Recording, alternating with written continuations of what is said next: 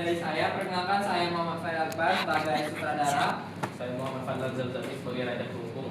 Saya Muhammad Fadlan Bizama sebagai Raja Banserang. Saya Muhammad Afra sebagai pengawal luar. Saya Muhammad Khalid Eka Maulana sebagai guru paksa. Saya Emali Mukminin sebagai Raden Bantara.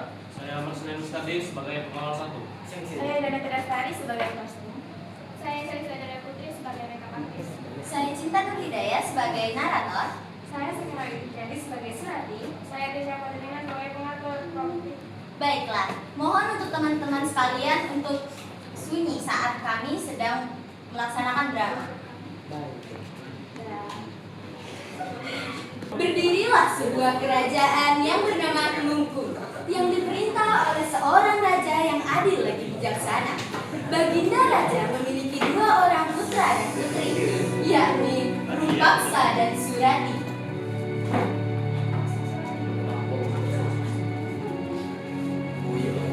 Pada suatu hari, kerajaan mereka diserang oleh kerajaan Sidorejo yang berada di kawasan ujung timur Pulau Jawa. Rupaksa, Surati, cepat kemari. Tunggu. Mengapa ayah?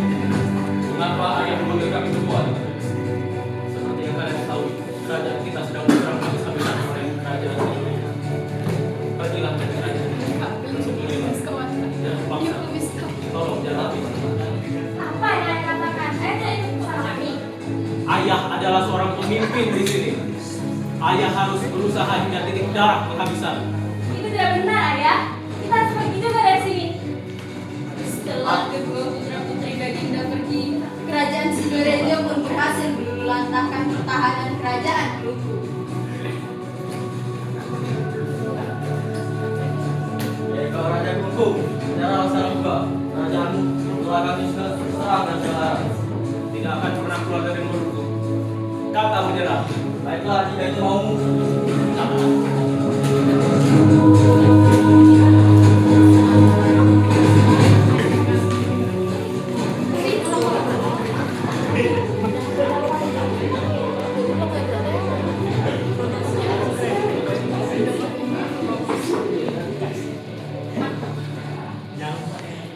Di ujung timur Pulau Jawa, berdirilah sebuah kerajaan yang makmur dan damai. Rakyat hidup sejahtera di bawah kepemimpinan seorang raja bijaksana, Prabu Sulakromo. Namun, di balik kemakmuran itu, tersimpan sebuah kisah yang kelak akan dikenang sepanjang masa. Kisah tentang cinta yang tulus, fitnah yang kejam, dan penyesalan yang terlambat. Kisah ini berawal dari seorang pangeran gagah berani, Raden Bantara.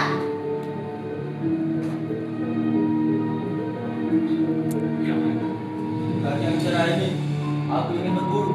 Siapkan peralatan terbaik. Aku ingin semuanya berjalan dengan lancar. Siap, Raden.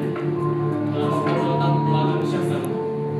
Setelah segala persiapan selesai, Raden Banterang bersama para pengawalnya berangkat menuju hutan yang lebat dan sunyi. Langkah demi langkah mereka menembus rimbunnya pepohonan, hingga akhirnya sang Raden memilih berjalan seorang diri, meninggalkan rombongannya di belakang. Di dalam keheningan hutan, tiba-tiba seekor kijang melintas dengan lincah di hadapannya.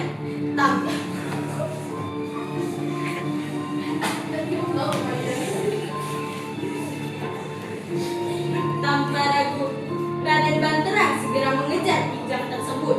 Ia berlari semakin jauh, menembus semak dan pepohonan, hingga tanpa disadari telah masuk ke bagian hutan yang paling dalam dan asing. Kemana pergi yang kijang tadi?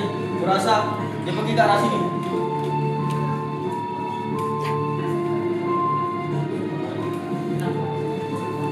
Mana perginya Raden Bantara? Bukankah tadi ada tentara di depan kita? Bagaimana mungkin dia menghilang begitu saja? Ayo kita segera mencarinya. Bukan ini bukan pula tempat yang aman bayinya. Raden Bantara bisa dalam bahaya kalau sendirian. Selama mencari, Raden Banterang menemukan tepian sungai. Ia pun berencana menetap sebentar untuk menghilangkan rasa lelah dan dahaganya. Setelah beristirahat, Raden Banterang beranjak pergi dari sungai tersebut sebelum dikejutkan dengan kedatangan seorang gadis yang sangat cantik jelita. Apakah benar yang kulihat itu? Ada seorang gadis sangat jelita di hutan ini. Apakah jangan-jangan dia adalah seorang penunggu sini? Karena diikuti rasa penasaran, akhirnya Raden Banterang memberanikan diri untuk mendekati gadis itu untuk bertanya. Penunggu hutan atau manusia? Tentu saja saya manusia, Pak. Siapakah dia?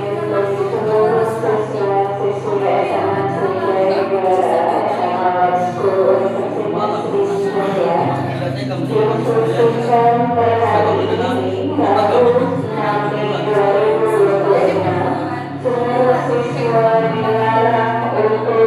Akhirnya Raden Banterang membawa Surati pulang ke istana. Sebelum sampai ke istana, Raden Banterang bertemu dengan Arya dan Taufa.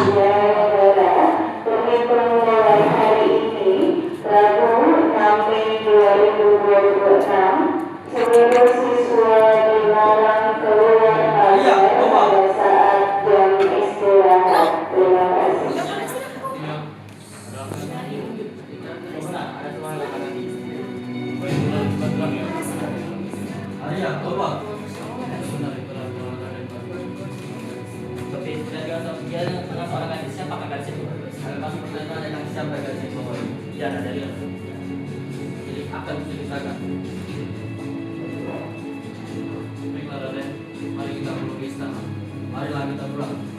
Hari pun sudah mulai gelap. Masih ayah Raden sangat memastikan Raden. Akhirnya mereka semua pulang ke istana. Sesampainya di sana, Raden Banterang memperkenalkan Surati kepada ayahandanya. Dan Raden Banterang juga menceritakan pertemuannya dengan Surati.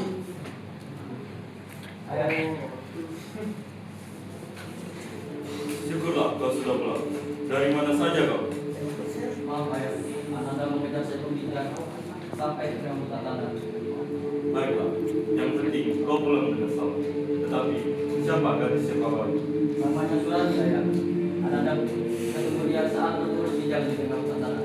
Ananda sangat tidak tega meninggalkan sendirian. Jika ayah berkenan, apakah boleh dia tinggal di sini? Baiklah, dia boleh tinggal di sini. Akhirnya, ayahandanya mengizinkan Surati tinggal di istananya. Setelah beberapa lama tinggal di istana, Raden Banterang semakin dekat dengan Surati. Akhirnya, tak lama kemudian, mereka menikah dan membangun keluarga bahagia. Pada suatu hari, Surati berjalan-jalan sendirian keluar istana. Lalu ia dipanggil oleh seorang lelaki yang berpakaian compang-camping. Setelah mengamati wajah lelaki itu, ia baru sadar bahwa yang berada di depannya adalah kakak kandungnya sendiri, yaitu Rupaksa.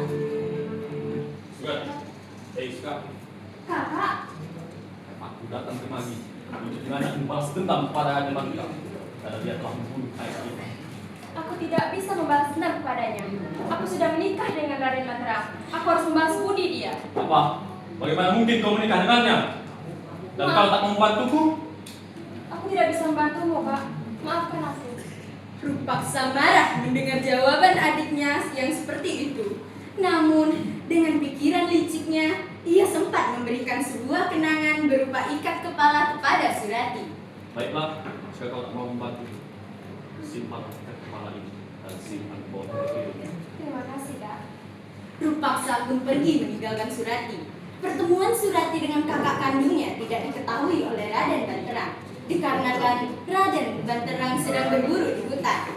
Tak kala Raden Banterang berada di tengah hutan, tiba-tiba pandangan matanya dikejutkan oleh kedatangan seorang lelaki berpakaian compang-camping.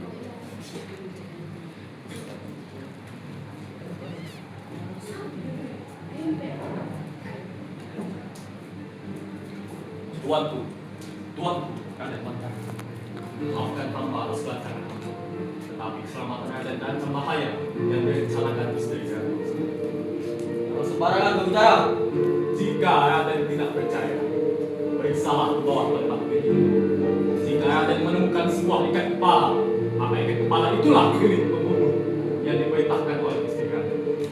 Setelah mengucapkan kata-kata itu, lelaki berpakaian compang-camping itu hilang secara misterius. Terkejutlah Raden Banterang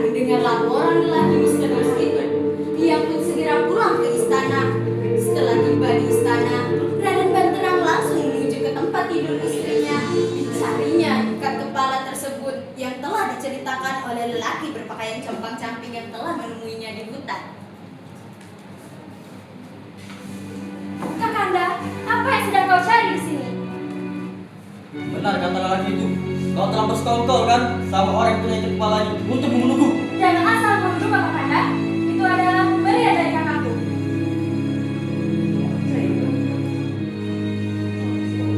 Raden Banterang tetap pada pendiriannya bahwa istrinya yang pernah ditolong itu akan membahayakan hidupnya.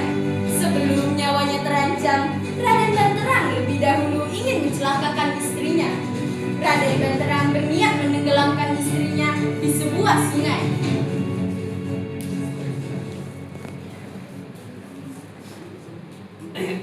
Setelah tiba di sungai, Raden Banterang menceritakan tentang pertemuan dengan seorang lelaki compang-camping ketika berburu di hutan. Sang istri pun menjelaskan siapa lelaki tersebut. Itu adalah pemberian kakakku, Kakanda. Jika kamu tidak percaya, aku akan rela mati untukmu. Aku dipercaya. Sudah jelas bukti ini. Bukalah hatimu, Kakanda.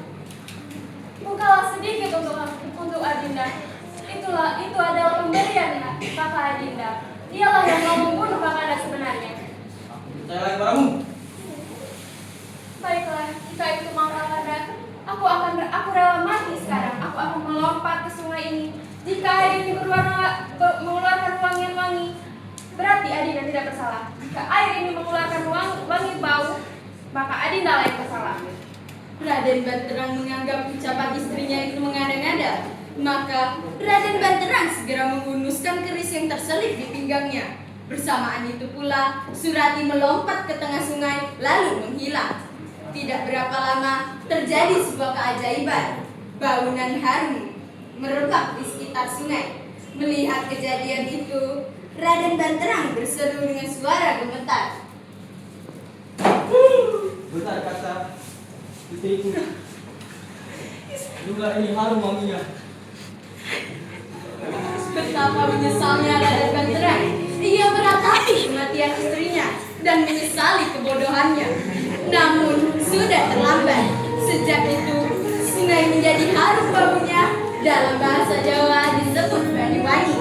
Bau artinya akhir dan wangi artinya harum. Nama Banyuwangi pun sampai sini